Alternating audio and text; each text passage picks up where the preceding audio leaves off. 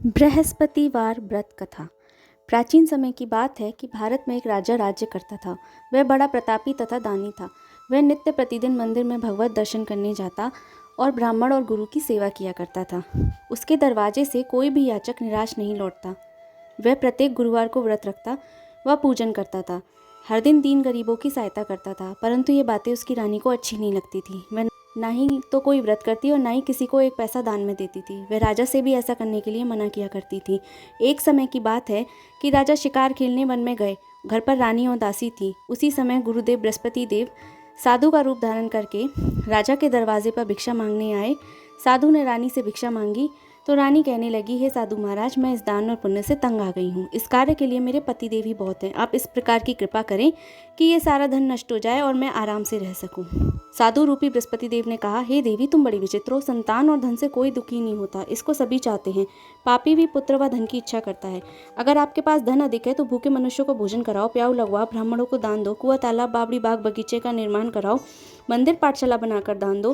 धन को शुभ कार्य में खर्च करो, जिससे तुम्हारे कुल का यश बढ़े, तुम्हारा नाम परलोक में सार्थक हो, तुम्हारे पितृ प्रसन्न हो। परंतु रानी ने साधु की इन बातों से खुश नहीं हुई और कहने लगी, हे साधु महाराज, मुझे ऐसे धन की आवश्यकता नहीं है जिसको मैं अन्य लोगों को दान दूं तथा जिसको रखने उठाने में मेरा सारा समय नष्ट हो जाए। साधु ने कहा, हे देवी, यदि तुम्हारी ऐसी इच्छा है तो मैं बताता हूँ, वैसा ही करना। बृहस्पतिवार के दिन अपने घर को गोबर से लीपना, अपने केशों को पीली मिट्टी से धोना, केशों को धोते समय स्नान करना, राजा से कहना हजामत करवाएं, भोजन में मांस मदिरा खाएं, कपड़े धोबी के यहाँ धुलने दें। इस प्रकार 7 गुरुवार तक ही तुम्हारा सारा धन नष्ट हो जाएगा। यह कहकर साधु महाराज बृहस्पति देव अंतर्ध्यान हो गए। रानी ने साधु के कहने के अनुसार वैसा ही करने का निश्चय किया। साधु के बताए अनुसार कार्य करते हुए केवल 3 ही बृहस्पतिवार बीते कि उसका समस्त धन नष्ट हो गया। भोजन के लिए दोनों समय परिवार तरसने लगा, सांसारिक भोगों से दुखी रहने लगा। तब राजा रानी से कहने लगा, रानी, तुम यहाँ रहो, मैं दूसरे देश को जाता हूँ। यहाँ सब मनुष्य मुझे जानते हैं, इसलिए मैं कोई कार्य नहीं कर सकता। देश चोरी परदेश भीख बराबर होता है। ऐसा कहकर राजा परदेश चला गया। वहाँ जंगल से लकड़ियाँ काट कर लाता और शहर में बेचता। इस तरह अपने जीवन को व्यतीत करने लगा। इधर राजा के बिना रानी और दासी दुखी रहने लगी। किसी दिन भोजन मिलता, किसी दिन जल पीकर रह जाती। एक समय रानी व दासी को 7 दिन बिना भोजन के व्यतीत हो गए तो रानी ने अपनी दासी से कहा, हे दासी, यहाँ पास के नगर में मेरी बहन रहती है, बड़ी धनवान है, तो उसके पास जा, वहाँ से 5 सिर भेजर मांग ला, जिससे कुछ समय के लिए गुजर हो जाएगी। रानी की बात मानकर दासी उसके बहन के पास गई। रानी की बहन उस समय पूजा कर रही थी। बृहस्पतिवार का दिन था। दासी ने रानी की बहन से कहा, हे रानी, मुझे आपकी बहन ने भेजा है, मुझे 5 सिर भेजर दे दो। दासी ने ये बात अनेक बार कही, परंतु रानी की बहन ने कोई उत्तर नहीं दिया, क्योंकि वह उस समय बृहस्पतिवार की कथा सुन रही थी। जब दासी को रानी की बहन से कोई उत्तर नहीं मिला तो बहुत दुखी हुई, क्रोध भी आया। लौट कर आकर रानी से बोली, रानी, आपकी बहन बहुत अभिमानी है, वो छोटे मनुष्यों से बात ही नहीं करती। मैंने उनसे अनेक बार कहा, परंतु उन्होंने कोई उत्तर नहीं दिया। मैं वापस चली आई। रानी बोली, हे दासी, उसमें उसका कोई दोष नहीं है। जब बुरे दिन आते हैं तो कोई सहारा नहीं देता। अच्छे बुरे का पता विपत्ति में ही लगता है। जैसी ईश्वर की इच्छा होगी वही होगा। ये सब हमारे भाग्य का दोष है। उधर उस रानी की बहन ने सोचा कि मेरी बहन की दासी आई थी, परंतु मैं उससे नहीं बोली, इसलिए बहुत दुखी हुई होगी। कथा सुन भगवान विष्णु को नमस्कार कर वे अपनी बहन के घर आई और कहने लगी, बहन, मैं बृहस्पतिवार का व्रत कर रही थी, तुम्हारी दासी हमारे घर आई, परंतु बहन, जब कथा होती है ना उठते हैं ना बोलते हैं, इसलिए मैं नहीं बोली। कहो दासी, क्यों गई थी? रानी की बहन बोली, बहन, हमारे यहाँ नाज नहीं था। वैसे तुमसे कोई बात छुपी नहीं है, इसलिए मैंने तुम्हारे पास दासी को 5 सिर भेजर लेने के लिए भेजा था। रानी की बहन बोली, बहन देखो, बृहस्पति देव भगवान सबकी मनोकामनाएं पूर्ण करते हैं। देखो, शायद तुम्हारे घर में अनाज रखा हो। यह सुन दासी घर के अंदर गई। वहाँ उसे घड़ा भेजर से भरा हुआ मिला। उसे बड़ी हैरानी हुई, क्योंकि उसने एक एक बर्तन देख लिया था। उसने बाहर आकर रानी को बताया। रानी और दासी आपस में कहने लगी, हे रानी, देखो, वैसे हमको जब अन्न नहीं मिलता तो हम रोज ही व्रत करते हैं।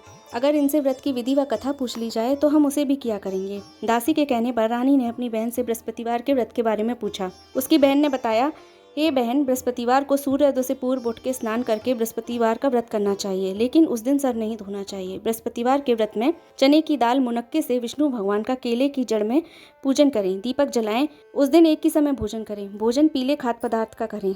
कथा सुने। इस प्रकार करने से गुरु भगवान प्रसन्न होते हैं, अन्न पुत्र धन देते हैं। व्रत की विधि और पूजन की विधि बताकर रानी की बहन अपने घर लौट आई। रानी और दासी दोनों ने निश्चय किया कि बृहस्पति देव भगवान का पूजन जरूर करेंगी। 7 दिन बाद जब गुरुवार आया तो उन्होंने व्रत रखा। दासी गुड़साल से जाकर चना व गुड़ बीन लाई। उसी दाल से विष्णु भगवान का केले की जड़ में पूजन किया। अब भोजन कहाँ से आवे, दोनों ही बड़ी दुखी थी, परंतु उन्होंने व्रत किया था, इस कारण भगवान बृहस्पति देव उनसे प्रसन्न थे। वे एक साधारण व्यक्ति के रूप में 2 थालों में सुंदर पीला भोजन लेकर आए और दासी को देकर बोले, हे दासी, ये भोजन तुम्हारे और रानी के लिए है, तुम दोनों भोजन करना। दासी भोजन पाकर बड़ी प्रसन्न हुई। रानी से बोली, रानी जी भोजन कर लो। रानी को भोजन के आने के विषय में कुछ पता नहीं था, इसलिए वह दासी से बोली, जा तू ही भोजन कर, क्योंकि तू हमारी व्यर्थ में हंसी उड़ाती है। दासी बोली, रानी जी, ये एक व्यक्ति 2 थालों में भोजन दे गया है। रानी बोली, वह भोजन तेरे लिए दे गया है, तू ही भोजन कर। दासी ने कहा, वह व्यक्ति हम दोनों को 2 थालों में भोजन दे गया है, इसलिए मैं और आप दोनों साथ साथ भोजन करेंगे। फिर दोनों ने गुरु भगवान को नमस्कार कर भोजन। इसके बाद से वे प्रत्येक गुरुवार को गुरु भगवान का व्रत व पूजन करने लगी। बृहस्पति भगवान की कृपा से उनके पास धन हो गया, परंतु रानी फिर पहले की तरह आलस्य करने लगी। तब दासी बोली, देखो रानी, तुम पहले भी इसी प्रकार आलस्य किया करती थी, तुम्हें धन रखने में कष्ट होता था, इस कारण सभी धन नष्ट हो गया। अब गुरु भगवान की कृपा से हमें पुनः धन प्राप्त हुआ है, तो तुम्हें फिर आलस्य होता है।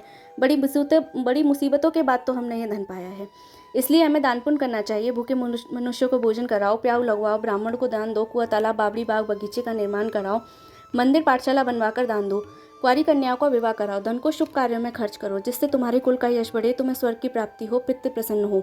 दासी की बात मानकर रानी ने इसी प्रकार के सभी कर्म करने प्रारंभ कर दिए, जिससे उसका काफी यश फैलने लगा। अब एक दिन रानी व दासी आपस में विचार करने लगी, न जाने राजा किस दशा में होंगे, उनकी कोई खोज खबर नहीं है। उन्होंने गुरु भगवान से प्रार्थना की।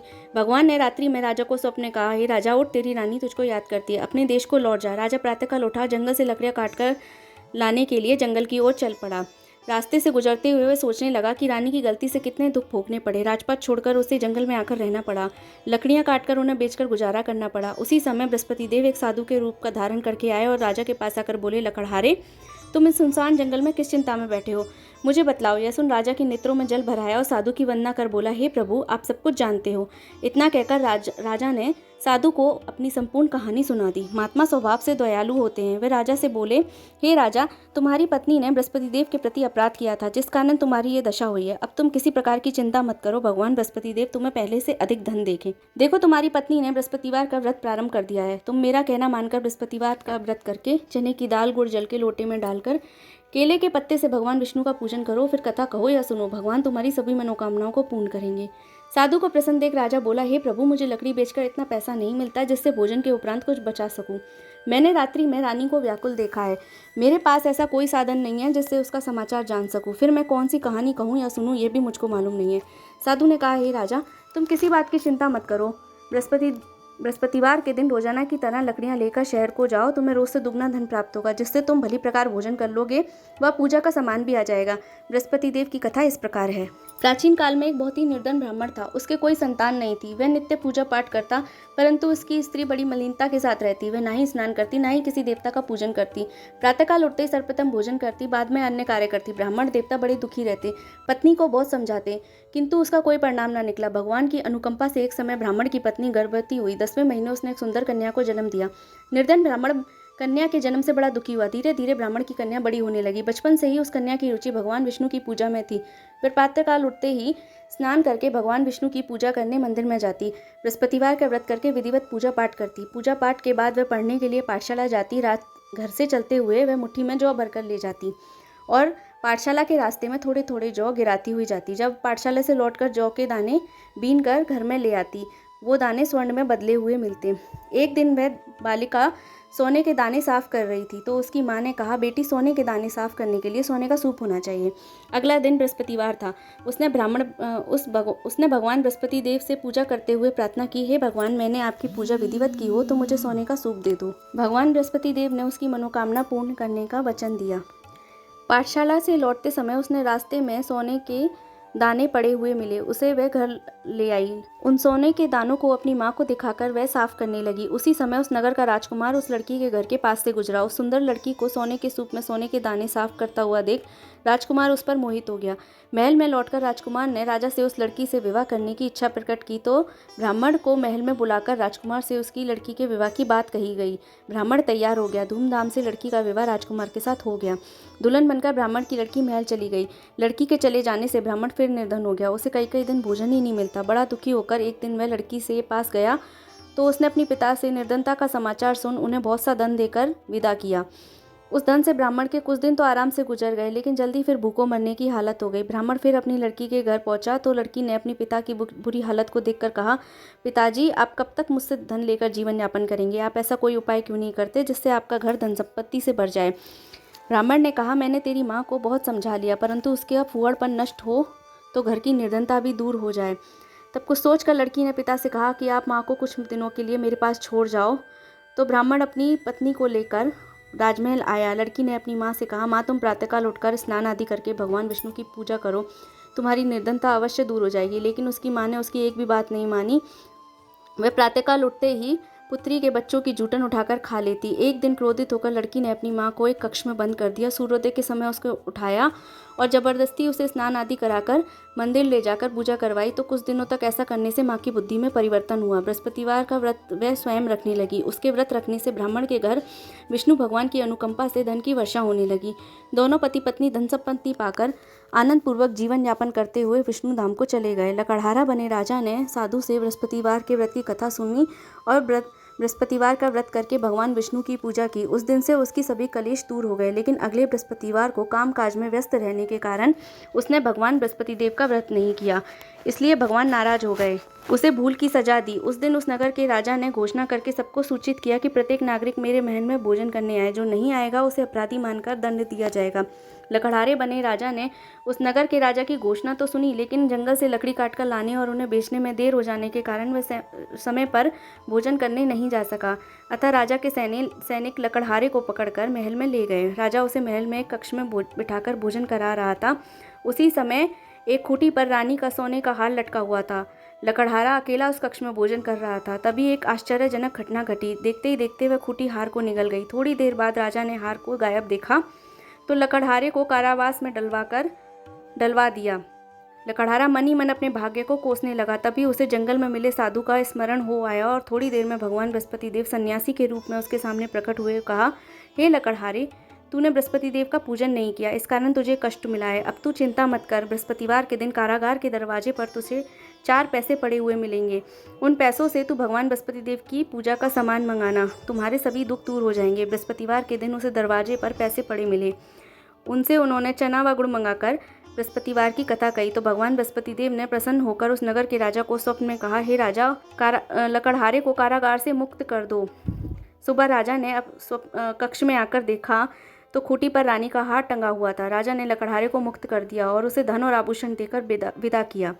लकड़हारा बना राजा उस नगर से चलकर अपने नगर में पहुंचा तो उसे बड़ा ही आश्चर्य हुआ। नगर में पहले से अधिक बाग, तालाब, कुएं, धर्मशाला आदि बन गए हैं। उसने सबसे पूछा कि ये सब बाग, धर्मशाला किसने बनवाए हैं? तो सबने कहा, ये सब रानी और दासी ने बनवाए हैं। राजा क्रोधित हुआ। रानी ने अपनी दासी से कहा, दासी, देख राजा हमको कितनी बुरी हालत में छोड़ गए थे, कहीं हमारी ऐसी हालत देखकर वे लौट ना जाए, इसलिए तू दरवाजे पर खड़ी हो जा। दासी दरवाजे पर खड़ी हो गई। जब राजा आए तो उन्होंने क्रोध करके अपनी तलवार निकाली और पूछने लगे, बताओ ये धन तुम्हें कैसे प्राप्त हुआ? तब रानी ने कहा कि ये सब धन हमें बृहस्पति देव के व्रत के प्रभाव से प्राप्त हुआ है।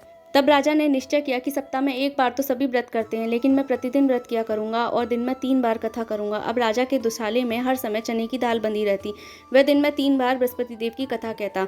कुछ दिनों बाद उसे अपनी बहन की याद आई तो एक घोड़े पर सवार होकर राजा अपनी बहन से मिलने चल दिया। अभी राजा नगर के बाहर ही पहुंचा कि उसने कुछ लोगों को एक शव को ले जाते हुए देखा। राजा को स्मरण हो आया कि आज उसने किसी को बृहस्पतिवार की कथा नहीं सुनाई है।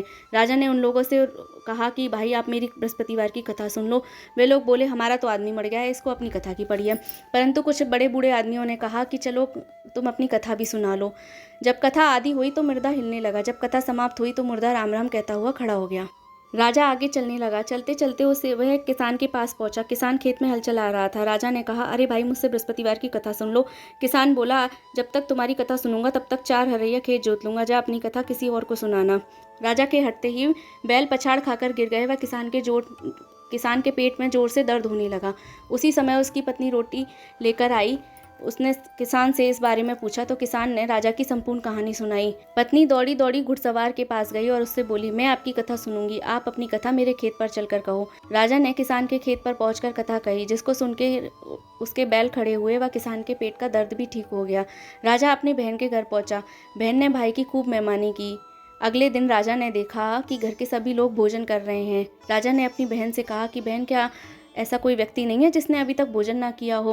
बहन ने कहा, हमारे घर में तो क्या, आपको पूरे नगर में ऐसा कोई व्यक्ति नहीं मिलेगा जिसने अभी तक भोजन ना किया हो। अगर नगर में कोई हो तो मैं देख आती हूँ। ऐसा कहकर बहन देखने चली गई। एक कुमार के घर लड़का बीमार होने के कारण उसके यहाँ 4 दिनों से किसी ने भोजन नहीं किया था। राजा की बहन ने अपने भाई की कथा सुनने के लिए कुमार से कहा तो कुमार तैयार हो गया।